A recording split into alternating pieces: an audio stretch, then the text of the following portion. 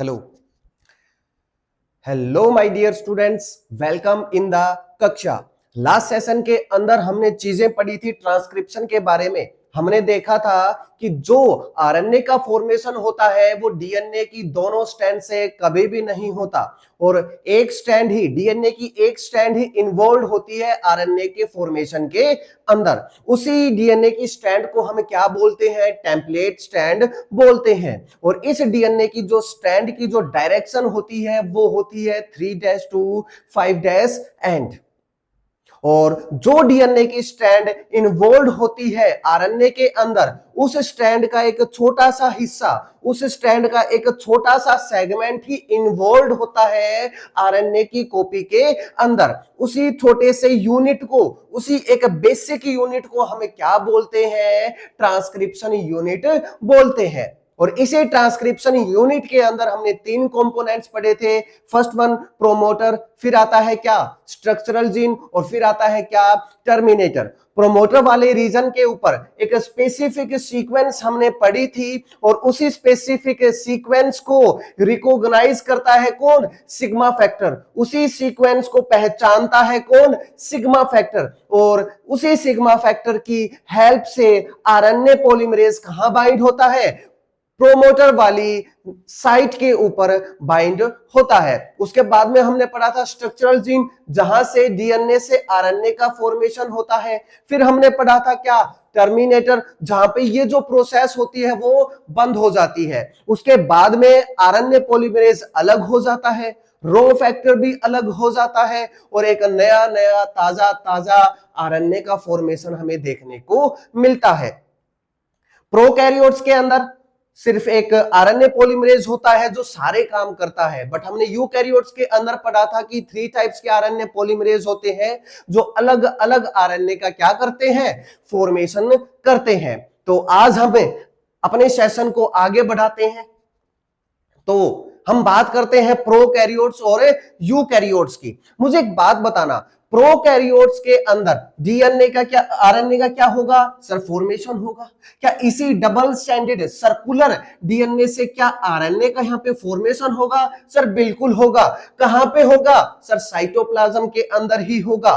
Prokaryotes के अंदर कोई भी कंपार्टमेंटलाइजेशन हमें देखने को नहीं मिलता है। जितने भी सारे काम होंगे, जितने भी सारी प्रोसेस होती है प्रोकैरियोट्स के अंदर, वो कहां चलेंगी? वो सिर्फ एक ही कंपार्टमेंट साइटोप्लाज्म के अंदर चलती है। तो इसी डीएनए से क्या हुआ? आरएनए का फॉर्मेशन होता है। अब इसी आरएनए से आगे क्या चलेगी? ट्रांसलेशन प्रोसेस चलेगी और इसी से फॉर्मेशन होगा किसका? प्रोटीन का। तो मैं ये बोल सकता हूं कि ये जो ट्रांसक्रिप्शन वाली जो प्रोसेस है और ये जो ट्रांसलेशन वाली जो प्रोसेस है वो सिर्फ एक कंपार्टमेंट के अंदर ही चलती है, जिसको हम क्या बोलते हैं? साइटोप्लाज्म बोलते हैं। प्रोकैरियोट्स के अंदर जैसे ही आरएनए फॉर्मेशन खत्म होता है, जैसे ही ट्रांसक्रिप्शन प्रोसेस खत्म होती है, वैसे ही प्रोटीन का फॉर्मेशन क्या हो जाता है? स्टार्ट हो जाता है। जैसे ही ट्रांसक्रिप्शन खत्म होती है, वैसे ही ट्रांसलेशन प्रोसेस क्या हो जाती है? स्टार्ट हो जाती है। क्यों? क्योंकि ये जो दोनों प्रोसेस जो होती है प्रोकैरियोट्स में, वो एक ही जगह चलती है, एक ही साइट के ऊपर चलती है। तो मैं बोल सकता हूं कि इन prokaryotes transcription and translation process are coupled. ये दोनों प्रोसेस कैसी होती है? कपल्ड होती हैं। जैसे ही एक प्रोसेस खत्म होती है तो दूसरी प्रोसेस क्या हो जाती है? स्टार्ट हो जाती है। अब हम बात करते हैं किसकी? यूकैरियोट्स के अंदर। मुझे एक बात बताना, यूकैरियोट्स के अंदर जो डीएनए होता है डबल स्टैंडर्ड लीनियर डीएनए, क्या वो न्यूक्लियस के अंदर प्रेजेंट होता है? सर बिल्कुल होता है। और यूकैरियोट्स के अंदर जो साइट होती है ट्रांसक्रिप्शन की, क्या वो न्यूक्लियस के अंदर होती है? क्या यहीं पे ही क्या आरएनए का फॉर्मेशन होगा? सर बिल्कुल होगा। और जब यहां पे आरएनए का फॉर्मेशन होगा तो यही आरएनए न्यूक्लियर पोर के थ्रू कहां आता है? साइटोप्लाज्म के अंदर आता है। और जब यही आरएनए साइटोप्लाज्म के अंदर आएगा तो यहां पे प्रोसेस कौन सी चलेगी? प्रोटीन फॉर्मेशन प्रोसेस चलेगी, ट्रांसलेशन प्रोसेस चलती है। तो मुझे एक बात बताना, यूकैरियोट्स में जो ट्रांसक्रिप्शन की जो साइट है क्या वो अलग है, मतलब न्यूक्लियस के अंदर होती है, और जो ट्रांसलेशन की जो प्रोसेस होती है वो कहां चलती है, वो चलती है साइटोप्लाज्म के अंदर। तो इन दोनों प्रोसेस की साइट्स अलग अलग होती हैं। तो यूकैरियोट्स के अंदर, in the case of eukaryotes, जो बोथ प्रोसेस होती है ट्रांसक्रिप्शन एंड ट्रांसलेशन, वो कपल्ड नहीं होती है। क्यों? क्योंकि इनकी जो साइट्स होती हैं वो कैसी होती हैं, अलग अलग होती हैं। तो मैंने आपको बताया कि प्रोकैरियोट्स के अंदर जैसे ही ट्रांसक्रिप्शन खत्म होती है वैसे ही तुरंत इमीडिएटली स्टार्ट हो जाती है क्या, ट्रांसलेशन प्रोसेस। तो ये दोनों प्रोसेस प्रोकैरियोट्स के अंदर कैसी होती है, कपल्ड होती है। But in the case of eukaryotes, यहां पे जो ट्रांसक्रिप्शन प्रोसेस चलती है, यहां पे जो ट्रांसलेशन जो प्रोसेस चलती है वो अलग अलग साइट के ऊपर चलती है, अलग अलग जगह चलती है। आरएनए को क्रॉस करना पड़ता है न्यूक्लियर पोर, तब वो साइटोप्लाज्म के अंदर आता है। तभी प्रोसेस किसकी चलती है, ट्रांसलेशन प्रोसेस चलती है। तो in the case of eukaryotes जो बोथ प्रोसेस है वो कपल्ड नहीं होती है। तो यही चीज मैंने लिख रखी है। आफ्टर ट्रांसक्रिप्शन प्रोकैरियोट्स के अंदर जो एमआरएनए होता है is ready for a translation, immediately start कर देता है क्या, ट्रांसक्रिप्शन स्टार्ट कर देता है। क्यों कर देता है? क्योंकि जो ट्रांसलेशन प्रोसेस होती है, ट्रांसक्रिप्शन प्रोसेस होती है, वो कहां चलती है, साइटोप्लाज्म के अंदर चलती है। और ये प्रोसेस कैसी होती है सर, कपल्ड होती है। बट अगर हम बात करते हैं यूकैरियोट्स की, एमआरएनए जो होता है after transcription is not ready for translation. क्यों? क्योंकि जो ट्रांसक्रिप्शन प्रोसेस है वो न्यूक्लियस में चलेगी और ट्रांसलेशन जो प्रोसेस है वो साइटोप्लाज्म के अंदर चलती है। और ये दोनों प्रोसेस कपल्ड नहीं होती है। ठीक है, हम अब आगे पढ़ेंगे एक नई प्रोसेस के बारे में, पोस्ट ट्रांसक्रिप्शनल प्रोसेस के बारे में। मुझे एक बात बताना, अगर हम बात करते हैं एक डीएनए की,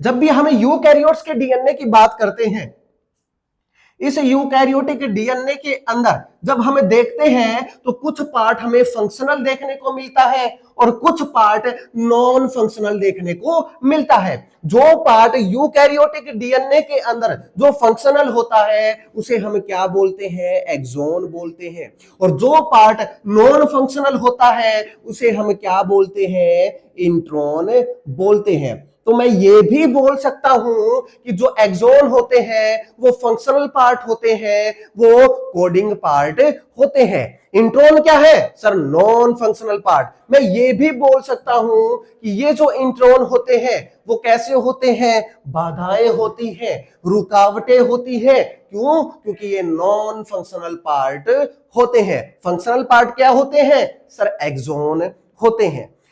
प्रोकैरियोट्स के अंदर हमें इंट्रॉन्स देखने को नहीं मिलते, उनके डीएनए के अंदर हमें इंट्रॉन्स देखने को नहीं मिलते, उनके डीएनए के अंदर हमें रुकावटें या बाधाएं देखने को नहीं मिलती। जो प्रोकैरियोटिक का जो डीएनए होता है वो कैसा होता है सर, कॉन्टिन्यूअसली होता है। कॉन्टिन्यूअसली कैसा आता है, फंक्शनल पार्ट आता है। But in the case of eukaryotes हमें अल्टरनेट मैनर में एक्सोन और इंट्रॉन्स देखने को मिलते हैं। अल्टरनेट मैनर में फंक्शनल और नॉन फंक्शनल पार्ट हमें देखने को मिलते हैं। फंक्शनल पार्ट को क्या बोला सर, एक्सोन बोला। नॉन फंक्शनल पार्ट को क्या बोला सर, इंट्रॉन बोला। तो मुझे एक बात बताना, मान के चलो मैंने यहां पे क्या लिया, एक चेन ली, और सिर्फ इतने से हिस्से से ही हम पॉलीन्यूक्लियोटाइड चेन का क्या करने वाले हैं सर, फॉर्मेशन करने वाले हैं। सिर्फ इतने से हिस्से से ही हम पॉलीन्यूक्लियोटाइड चेन का फॉर्मेशन करेंगे। तो यहां पे सबसे पहले क्या आएगा सर, एक्सोन आएगा।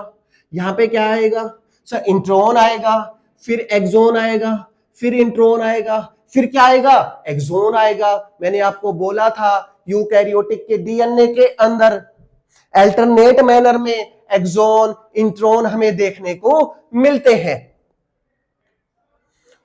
तो मुझे एक बात बताना, एक्सॉन जो होता है वो फंक्शनल पार्ट होता है और जो इंट्रॉन होता है वो नॉन फंक्शनल पार्ट होता है, नॉन कोडिंग पार्ट होता है, बाधाएं होती है, रुकावटें होती है। तो क्या इस इंट्रॉन को क्या हमें रिमूव करना पड़ेगा, क्या इसे हटाना पड़ेगा? सर बिल्कुल हटाना पड़ेगा। और इसी को हमें क्या बोलते हैं? स्प्लिट जीन बोलते हैं। यूकैरियोटिक के अंदर जो ये इंफॉर्मेशन होती है वो स्प्लिटेड होती है। जो इंफॉर्मेशन होती है यूकैरियोटिक के डीएनए के अंदर वो किस फॉर्म में होती है? वो स्कैटर्ड फॉर्म के अंदर होती है। तो हमें समझ में आया कि हमें इस प्रोसेस की, पोस्ट ट्रांसक्रिप्शनल प्रोसेस की हमें जरूरत कैसे पड़ी, हमें नीड क्यों पड़ी, ताकि हम इस नॉन फंक्शनल पार्ट को, इस नॉन कोडिंग पार्ट को क्या कर सके? हटा सकें और हमारे डीएनए को एक कॉन्टिन्यूअस मैनर के अंदर ला सकें। तो अब हम स्टार्ट करते हैं पोस्ट ट्रांसक्रिप्शनल प्रोसेस। किसके अंदर देखने को मिलती है? सर यूकैरियोट्स के अंदर देखने को मिलती है, प्रोकैरियोट्स के अंदर देखने को नहीं मिलती क्या? हम आगे पढ़ेंगे। तो पोस्ट ट्रांसक्रिप्शन प्रोसेस यूकैरियोट्स में देखने को मिलती है और कब स्टार्ट होती है? ट्रांसक्रिप्शन प्रोसेस के बाद में स्टार्ट होती है, ताकि ये जो इंफॉर्मेशन है, ये जो हेरिडिटी इंफॉर्मेशन है, ये स्प्लिटेड होती है और किस फॉर्म में होती है? स्कैटर्ड फॉर्म के अंदर होती है। हमने अभी पढ़ा था एक्सॉन और इंट्रॉन के बारे में। जो एक्सॉन होते हैं वो कैसे होते हैं? यूजफुल सेगमेंट होते हैं, कोडिंग डीएनए होते हैं। बट जो इंट्रॉन्स होते हैं वो रुकावटें होती हैं। सिर्फ इंट्रॉन्स क्या होती हैं? रुकावटें होती हैं, बाधाएं होती है। तो ये कैसे सेगमेंट होते हैं? सर यूजलेस सेगमेंट होते हैं और नॉन कोडिंग डीएनए होते हैं, किसी भी चीज को ये कोड नहीं करते हैं। तो हमने बोला यूकैरियोट्स के अंदर कैसे होते हैं? स्प्लिट जीन्स होते हैं। बट प्रोकैरियोट्स के अंदर कैसे होते हैं? ये नॉन स्प्लिट जीन्स होते हैं। यूकैरियोट्स के अंदर इंट्रॉन्स होते हैं तो हमने क्या बोला उसे? Split gene. प्रोकैरियोट्स के अंदर कॉन्टिन्यूअस मैनर में फंक्शनल होते हैं तो उसको हमने क्या बोला? Non split genes. एक एक्सेप्शन याद करना है प्रोकैरियोट्स के अंदर, कौन सा? आर्कीबैक्टीरिया। मतलब सारे प्रोकैरियोट्स में हमें नॉन स्प्लिट जीन्स देखने को मिलते हैं, बट उसका एक एक्सेप्शन हमें पता होना चाहिए, कौन सा? आर्कीबैक्टीरिया। आर्कीबैक्टीरिया के अंदर क्या होते हैं? स्प्लिट जीन होते हैं। मुझे एक बात बताना, क्या आर्कीबैक्टीरिया नया नया बैक्टीरिया है क्या? सर नहीं, बहुत पुराना बैक्टीरिया है। अगर वो बहुत पुराना बैक्टीरिया है और उस आर्कीबैक्टीरिया में मिलने वाला फीचर कैसा होगा? सर एडवांस्ड होगा? नहीं, प्रिमिटिव होगा।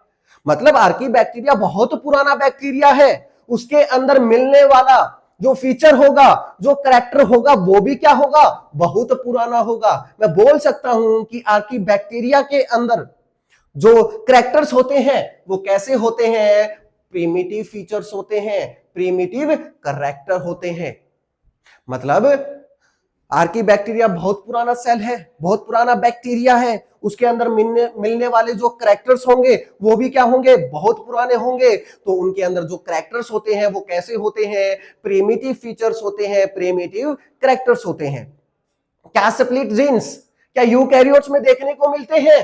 सर बिल्कुल देखने को मिलते हैं। क्या स्प्लिट जीन्स क्या ह्यूमंस में देखने को मिलेंगे? बिल्कुल देखने को मिलेंगे। तो ध्यान से समझना, ये जो स्प्लिट जीन्स है यूकैरियोट्स में देखने को मिलते हैं, अगर मैं और सही बोलूं तो ये ह्यूमंस में देखने को मिलते हैं। और जब ये एक प्रिमिटिव टाइप करैक्टर एक ह्यूमंस में देखने को मिलता है तो हमें याद आती है किसकी? आर्कीबैक्टीरिया की। हमें याद आती है एक प्रिमिटिव करैक्टर की, हमें याद आती है एक पुराने टाइम की, पुराने समय की, हमें याद आती है किसकी? आरएनए वर्ल्ड की। तो इसी कारण जो हमारी एनसीईआरटी है वो बोलती है split gene in eukaryotes are reminiscent of a antiquity. हमें पास्ट के टाइम की याद आती है इस स्प्लिट जीन को देखने के बाद। तो आपको एनसीईआरटी के अंदर एक लाइन देखने को मिलेगी, क्या? Reminiscent of antiquity. इसका मतलब होता है कि जब हम स्प्लिट जीन को देखते हैं और वो आर्कीबैक्टीरिया में भी देखने को मिलता है, तो तो हमें पुराने समय की याद आती है, आरएनए वर्ल्ड की याद आती है। तो एनसीईआरटी कहती है कि split gene in eukaryotes are reminiscent of antiquity. ठीक है, अब आगे हम बात करते हैं इस प्रोसेस के बारे में। क्या यहां पे सर स्प्लिट जीन है? सर बिल्कुल है। क्या यहां पे अब ट्रांसक्रिप्शन प्रोसेस होगी? सर बिल्कुल होगी। और ट्रांसक्रिप्शन प्रोसेस से फॉर्मेशन होगा किसका? सर आरएनए का। और जब यहां पे एक आरएनए का फॉर्मेशन होगा तो उसे हम बोलते हैं क्या? एचएनआरएनए, मतलब हेटेरोजीनस न्यूक्लियर आरएनए। और इस एचएनआरएनए के अंदर हमें दो प्रॉब्लम्स देखने को मिलती है। कौन कौन सी? एक तो ये सबसे पहले क्या होता है? वेरी अनस्टेबल होता है। दूसरा, इसके अंदर हमें इंट्रॉन्स देखने को मिलते हैं और एक्सॉन्स देखने को मिलते हैं। मतलब इसके अंदर, इस एचएनआरएनए के अंदर हमें फंक्शनल पार्ट भी देखने को मिलता है और नॉन फंक्शनल पार्ट भी देखने को मिलता है। तो मुझे एक बात बताना, क्या इंट्रॉन्स नॉन फंक्शनल है? सर बिल्कुल है। क्या इसे हमें हटाना चाहिए? बिल्कुल हटाना चाहिए। और इसी इंट्रॉन को हटाने के लिए यूकैरियोट्स में एक प्रोसेस चलती है, पोस्ट ट्रांसक्रिप्शनल प्रोसेस। और इसके अंदर हमें 3 स्टेप्स पढ़ते हैं। कौन कौन से? फर्स्ट वन होगा कैपिंग करेंगे, पॉलीएडिनाइलेशन करेंगे और लास्ट में चलेगी क्या? स्प्लाइसिंग। और जब ये तीनों प्रोसेस चलने के बाद में फिर फॉर्मेशन होता है किसका? एमआरएनए का। और ये जो एमआरएनए होता है ये कैसा होता है? सर ये जो एमआरएनए होता है वो कैसा होता है? सर स्टेबल होता है। इस एमआरएनए के अंदर हमें सिर्फ और सिर्फ क्या देखने को मिलते हैं? एक्सॉन देखने को मिलते हैं। तो ये सारी प्रोसेस पढ़ी कि कैसे एचएनआरएनए से एमआरएनए का फॉर्मेशन होता है, किस प्रोसेस के थ्रू होता है? पोस्ट ट्रांसक्रिप्शनल प्रोसेस के थ्रू होता है। इस प्रोसेस के अंदर हम 3 स्टेप्स अब पढ़ेंगे। कौन कौन से? फर्स्ट पढ़ेंगे कैपिंग कैसे करते हैं, फिर पढ़ेंगे पॉलीएडिनाइलेशन और फिर पढ़ेंगे हम क्या? स्प्लाइसिंग। ठीक है, अब पढ़ते हैं क्या? Split gene. ये मैंने क्या बनाया? सर डीएनए बनाया। क्या बनाया? डीएनए बनाया। और इस डीएनए से ही अब आरएनए का फॉर्मेशन होगा। मुझे एक बात बताना, यूकैरियोट्स के अंदर हमें फंक्शनल पार्ट भी देखने को मिलता है और नॉन फंक्शनल पार्ट भी देखने को मिलता है। बट नॉन फंक्शनल पार्ट को क्या हमें यहां से हटाना चाहिए? सर बिल्कुल हटाना चाहिए। यूकैरियोट्स के अंदर स्प्लिट जीन्स होती हैं बट प्रोकैरियोट्स के अंदर स्प्लिट जीन्स नहीं होती हैं। यूकैरियोट्स में जब ट्रांसक्रिप्शन चलती है तो ये जो आरएनए पॉलीमरेज होता है वो इस फंक्शनल वाले पार्ट से भी आरएनए का फॉर्मेशन कर देता है, इस नॉन फंक्शनल वाले पार्ट से भी आरएनए का फॉर्मेशन कर देता है। और जो फंक्शनल पार्ट से आरएनए का फॉर्मेशन होता है उसे हम क्या बोलते हैं? एक्सॉन बोलते हैं। बट जो नॉन फंक्शनल पार्ट से जो फॉर्मेशन होता है उसे हम क्या बोलते हैं? इंट्रॉन बोलते हैं। ठीक है, तो मुझे एक बात बताना, क्या आरएनए पॉलीमरेज आया? क्या डीएनए की स्ट्रैंड से क्या आरएनए का फॉर्मेशन किया? और हमने पिछले सेशन में ये चीज पढ़ी थी कि डीएनए की जिस स्ट्रैंड से आरएनए का फॉर्मेशन होता है उसे हम क्या बोलते हैं? सर टेम्पलेट स्ट्रैंड बोलते हैं। क्या बोलते हैं? टेम्पलेट स्ट्रैंड बोलते हैं।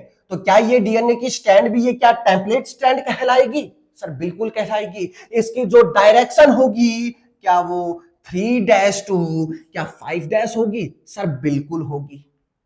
और जो 3' टू 5' है एंड की जो होती है वो क्या होती है? टेम्पलेट स्टैंड होती है। इसी स्टैंड को हम नॉन कोडिंग स्टैंड भी बोलते हैं। और इसी डीएनए की स्टैंड से अब किसका फॉर्मेशन होगा? सर आरएनए का फॉर्मेशन होगा। किस डायरेक्शन में? सर 5' टू 3' डायरेक्शन के अंदर। अपने जेनेटिक्स में जितनी भी नई चेन का फॉर्मेशन होता है सभी चेन का फॉर्मेशन सिर्फ और सिर्फ 5' टू 3' डायरेक्शन में हमें देखने को मिलता है। तो इस डीएनए की स्ट्रैंड से आरएनए का फॉर्मेशन होता है किसके द्वारा? आरएनए पॉलीमरेज के थ्रू। अब इस आरएनए में क्या हमें एक्सॉन पार्ट देखने को मिल रहा है? सर बिल्कुल देखने को मिल रहा है। क्या इस वाले पार्ट में क्या इंट्रॉन देखने को मिल रहा है? सर बिल्कुल देखने को मिल रहा है। और इसी आरएनए को हम क्या बोलते हैं? एचएनआरएनए बोलते हैं। और हमने अभी अभी पढ़ा था इस एचएनआरएनए के अंदर हमें दो प्रॉब्लम्स देखने को मिलती है। कौन कौन सी? फर्स्ट वन, ये जो एचएनआरएनए होता है कैसा होता है? अनस्टेबल होता है। दूसरा, इस एचएनआरएनए के अंदर हमें एक्सॉन पार्ट भी देखने को मिलता है और इंट्रॉन पार्ट भी देखने को मिलता है। और इसी इंट्रॉन पार्ट को हमें अभी क्या करना पड़ेगा? रिमूव करना पड़ेगा, हटाना पड़ेगा, क्योंकि ये जो इंट्रॉन होता है वो नॉन कोडिंग पार्ट होता है, नॉन फंक्शनल पार्ट होता है। तो अब इस एचएनआरएनए को हमें दोनों प्रॉब्लम्स क्या करनी पड़ेंगी? सॉल्व करनी पड़ेंगी। एक तो इस को हमें स्टेबल बनाना पड़ेगा और इस इंट्रॉन को क्या करना पड़ेगा? रिमूव करना पड़ेगा। तो अब हम स्टार्ट करते हैं क्या? आगे की प्रोसेस। तो मुझे एक बात बताना, क्या एचएनआरएनए क्या अनस्टेबल था? सर बिल्कुल था। क्या इसे अब हम स्टेबल करेंगे? सर बिल्कुल करेंगे। मतलब एचएनआरएनए के 5' एंड को और 3' एंड को हमें क्या प्रोवाइड करेंगे? प्रोटेक्शन प्रोवाइड करेंगे। और जब हम इसे प्रोटेक्शन प्रोवाइड कर देंगे तो एचएनआरएनए की जो स्टेबिलिटी होगी वो क्या हो जाएगी? इंक्रीज हो जाएगी। अब हम यहां पे क्या काम करते हैं? अगली प्रोसेस आती है क्या? कैपिंग। अगली प्रोसेस क्या आएगी? कैपिंग आएगी। और इस कैपिंग प्रोसेस के अंदर हम इस 5' एंड के ऊपर क्या लगाते हैं? 7 मिथाइल गुआनोसिन ट्राइफॉस्फेट। क्या लगाएंगे? 7 मिथाइल गुआनोसिन ट्राइफॉस्फेट लगाते हैं। किस एंड के ऊपर लगाएंगे? सर 5' एंड के ऊपर लगाएंगे। मुझे एक बात बताना,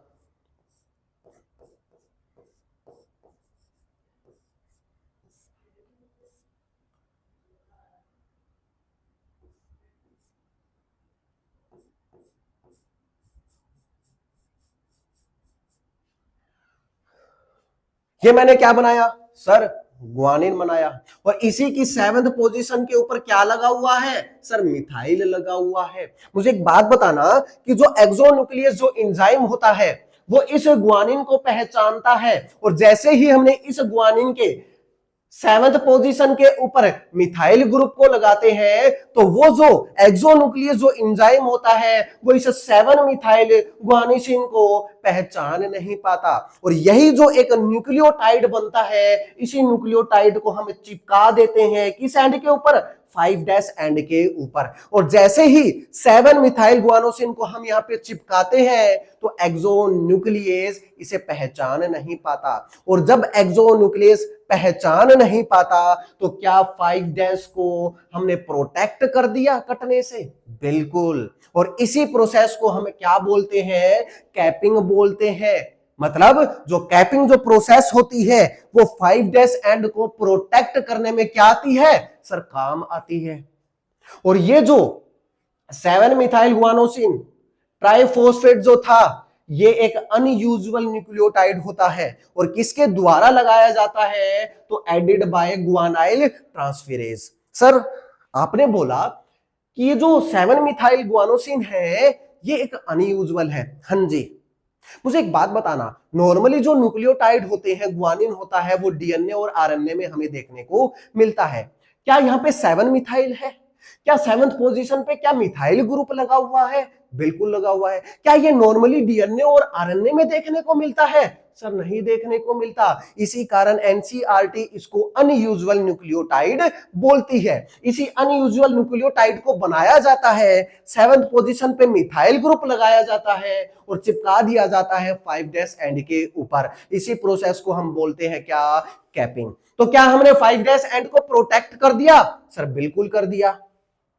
क्या अब 3' एंड बच चुका है? सर बिल्कुल बच चुका है। और अब इसी 3' एंड को हम क्या करते हैं? प्रोटेक्ट करते हैं। इसी 3' एंड के ऊपर हम क्या करेंगे, टेलिंग करते हैं, पॉली एडिनाइलेशन करते हैं। मतलब इस 3' एंड के ऊपर हम 200 से 300 एडिनाइन मतलब जो न्यूक्लियोटाइड होते हैं उनके बड़ी चेन का फॉर्मेशन कर देते हैं। ध्यान से सुनना, क्या ये 3' एंड है? क्या हमने एडिनाइन एडिनाइन क्या एडिनाइन के एक बहुत बड़ी चेन का फॉर्मेशन कर दिया? सर बिल्कुल कर दिया। और इसी को हम पॉलीएडिनाइलेशन बोलते हैं, इसी को हम टेलिंग बोलते हैं। और 200 से 300 न्यूक्लियोटाइड ऑफ एडिनाइन हम लगाते हैं किस मैनर में? इंडिपेंडेंट मैनर के अंदर। इंडिपेंडेंट मैनर में 200 से 300 न्यूक्लियोटाइड ऑफ एडिनाइन लगा देते हैं 3' एंड के ऊपर।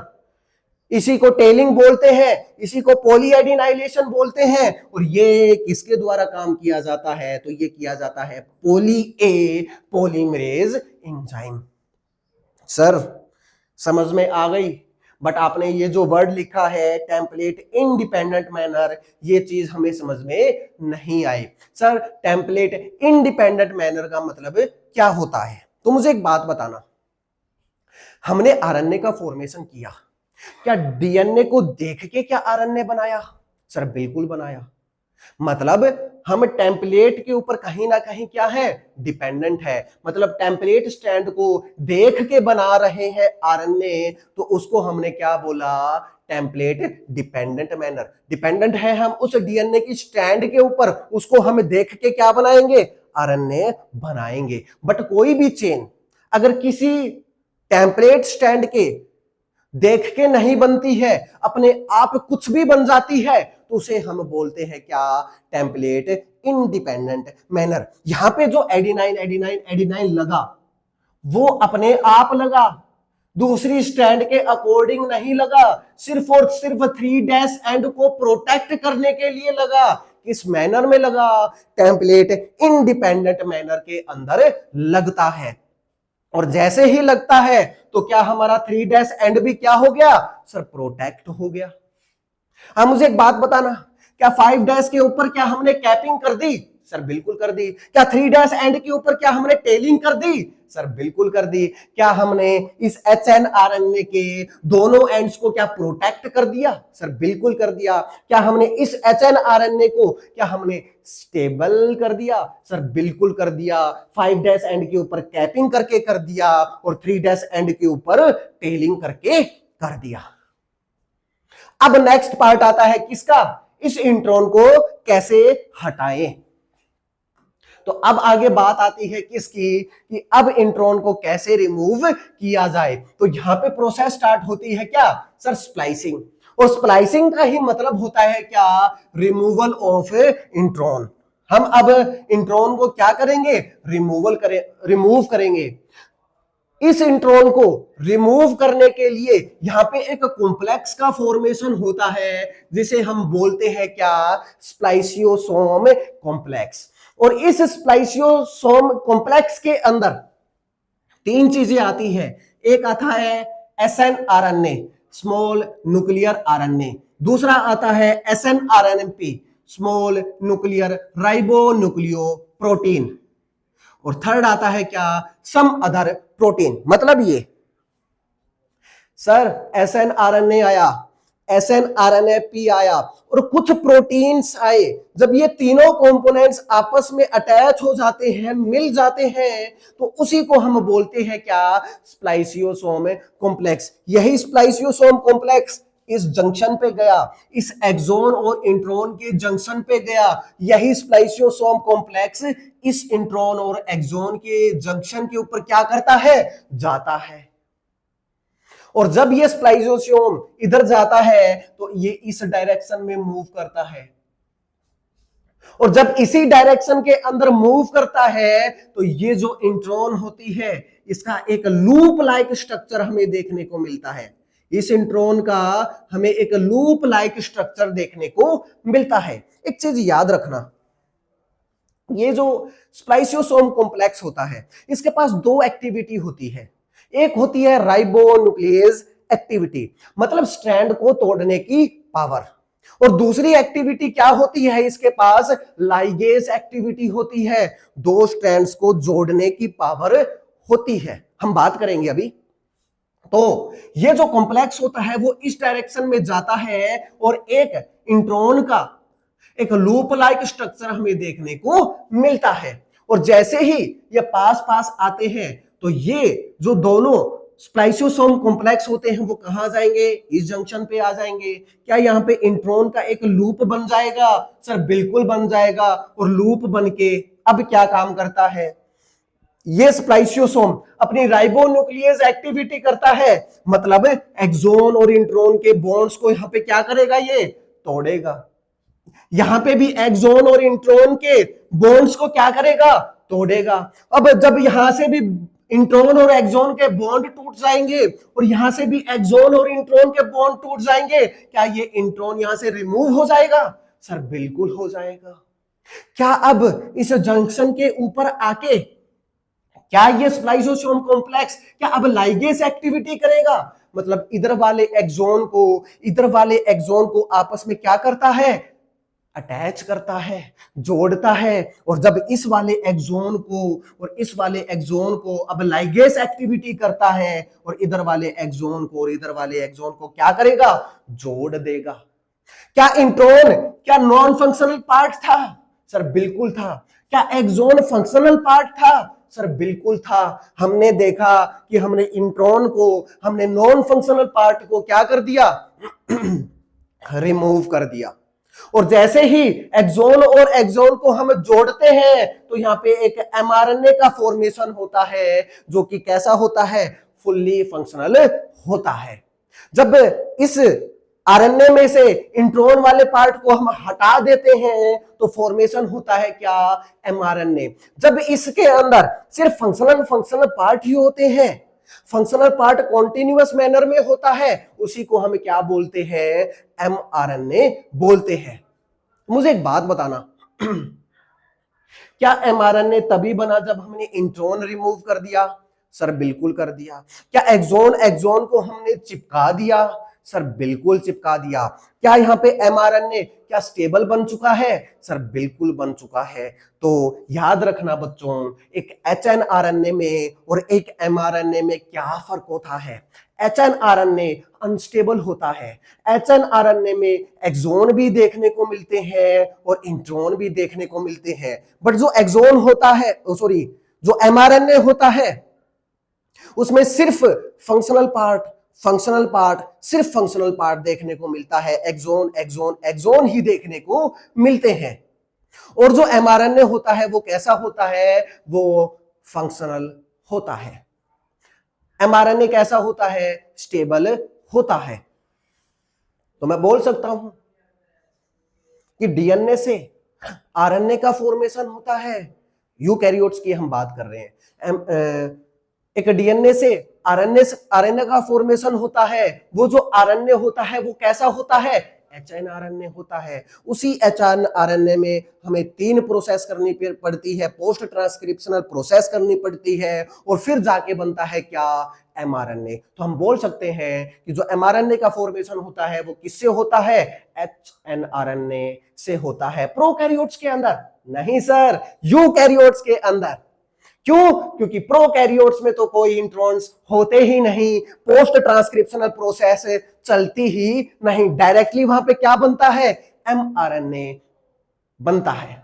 अब थोड़ा कैप्सर के स्टाइल के अंदर हम एक चीज देख लेते हैं, ठीक है। अभी हमने पढ़ा क्या सर, कैपिंग। और ये जो कैपिंग करवाता है वो किसकी वजह से होती है, 7 मिथाइल गुआनोसिन। और ये कौन करता है, बाय गुआनाइल ट्रांसफेरेज। और ये स्टेबिलिटी प्रोवाइड करते हैं 5' एंड के ऊपर। और फिर स्टार्ट होती है टेलिंग, 200 से 300 एडिनाइन न्यूक्लियोटाइड हम जोड़ते हैं और एंजाइम आता है क्या, पॉली ए पॉलीमरेज। और ये स्टेबिलिटी प्रोवाइड करता है किसको, 3' एंड को। फिर स्टार्ट होती है स्प्लाइसिंग, और इस स्प्लाइसिंग में हम इंट्रॉन्स को रिमूव करते हैं और ज्वाइन करते हैं किसको, एक्सोन्स को। ये जो काम करता है कौन करता है, स्प्लाइसियोसोम कॉम्प्लेक्स करता है। क्यों करता है, ताकि हम कोडिंग सीक्वेंस को क्या बना सके, कॉन्टिन्यूअस मैनर के अंदर बना सकें। तो ये सारी बातें हमने पढ़ी पोस्ट ट्रांसक्रिप्शनल प्रोसेस के बारे में।